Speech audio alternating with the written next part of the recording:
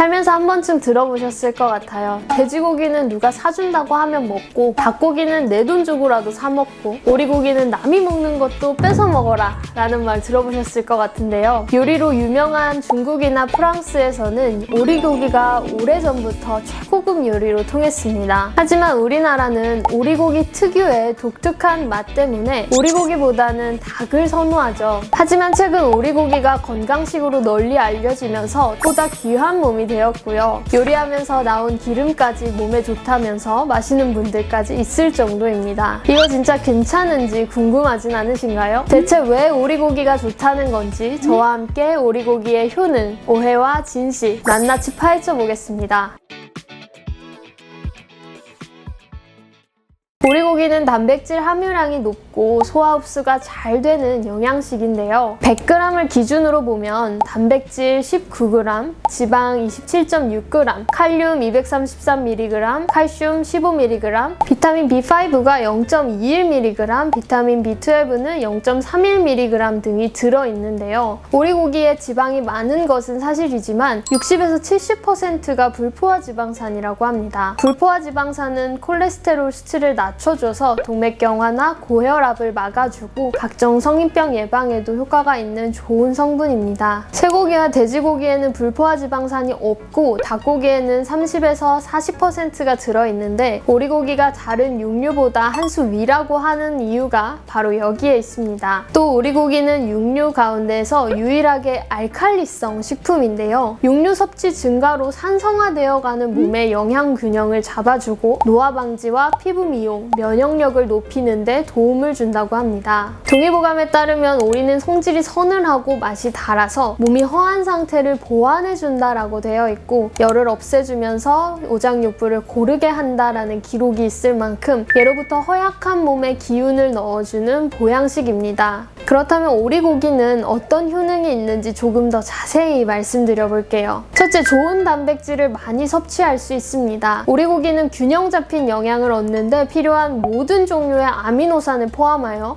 많은 단백질을 함유하고 있습니다. 오리고기 100g당 약 19g의 단백질이 들어있는데요. 특히 임신 중 좋은 단백질 섭취는 임산부가 각종 질병에 대한 면역력을 높이고 건강한 피부와 조직을 유지해서 자궁 내 아기의 건강을 유지하는 데 도움이 많이 됩니다. 둘째, 면역 체계를 강화할 수 있습니다. 오리고기는 세포 손상을 예방하고 염증을 퇴치하는 데 도움이 많이 되는 중요한 항산화제인 셀레늄의 좋은 공급원인데요. 오리고기 3인분에는 셀레늄의 1일 적정량 50% 이상 함유되어 있다고 합니다. 셀레늄은 갑상선 건강 유지에도 도움을 많이 주기 때문에 굉장히 좋은 성분입니다. 또한 오리고기에 함유된 아연 성분은 면역 체계를 강화해서 여러 질병과 상처 치유에 도움이 되기도 하고요. 셋째, 골밀도와 강도의 증가에 도움이 됩니다. 오리고기는 칼슘과 인 함량이 굉장히 높은데요. 인은 건강한 치아를 유지하게 해주고 칼슘은 골밀도를 높여주어 골다공증을 예방하는 데 도움을 받을 수 있습니다. 넷째, 심장질환의 위험이 감소합니다. 오메가3 지방산의 주요 공급원으로 여겨지는 등푸른 생선과 마찬가지로 오리고기에도 심장 건강에 좋은 산이 많이 포함되어 있습니다. 또한 다른 붉은 살코기에 못지않게 철분도 많이 포함하고 있는데요. 닭고기에 들어있는 것보다 훨씬 많다고 합니다. 이러한 성분들은 심장질환의 위험을 감소시켜주는 아주 좋은 효능을 가지고 있습니다. 다섯째, 신경계 건강의 개선에도 도움을 줍니다. 오리고기 1인분에는 1.6mg의 비타민 B5가 함유되어 있는데요. 무려 1일 권장량의 32%나 된다고 합니다. 또한 비타민 B12 함량은 0.4mg으로 1일 권장량의 12%나 됩니다. 비타민 B5는 신경신호 전달에 중요한 역할을 하는 화학물질 생성에 도움을 주고 비타민 B12는 신경 손상을 예방하고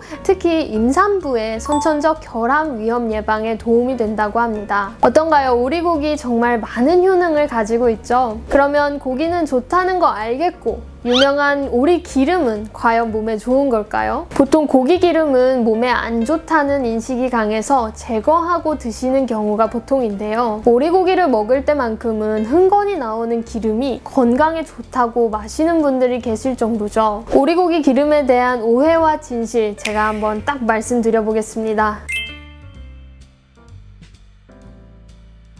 수용성은 말 그대로 물에 녹는 성질이라는 뜻인데요. 기름은 절대 물에 녹지 않습니다. 즉, 수용성 기름이란 뾰족한 원만큼 모순적인 단어입니다. 당연히 오리기름도 수용성이 아닌데요. 그렇다면 도대체 왜 오리고기 기름이 수용성이다 라는 말이 나왔을까요? 보통 고기를 구워 먹을 때 나오는 기름은 시간이 지나면 굳는 기름이 되죠. 돼지나 소는 기름이 금방 굳지만 오리고기는 비교적 잘 굳지 않는 현상이 나타납니다. 하지만 이런 현상은 수용성의 문제가 아닌 지방산의 종류에 따라 나타나는 현상인데요. 상온에서 고체인 지질을 지방, 액체인 지질을 기름이라고 하는데 포화지방산이 많을수록 상온에서 딱딱한 지방이 되고 불포화지방이 많을수록 상온에서 우리가 흔히 알고 있는 기름이 되는 것입니다. 보통 우리가 식용유라고 부르는 콩기름, 포도씨유, 올리브유 등 식물성 기름은 불포화지방산 비율이 높아서 상온에서 액체가 되고 동물성 식품의 지방은 포화지방산 비율이 높아서 상온에서 고체가 되는 것입니다. 한마디로 오리고기의 기름은 다른 고기의 기름에 비해 불포화지방산 비율이 높아서 상온에서 액체의 형태로 있는 것일 뿐이지 수용성은 아니라는 사실입니다. 결국 오리기름도 냉장고에 넣어두면 굳은 기름이 됩니다.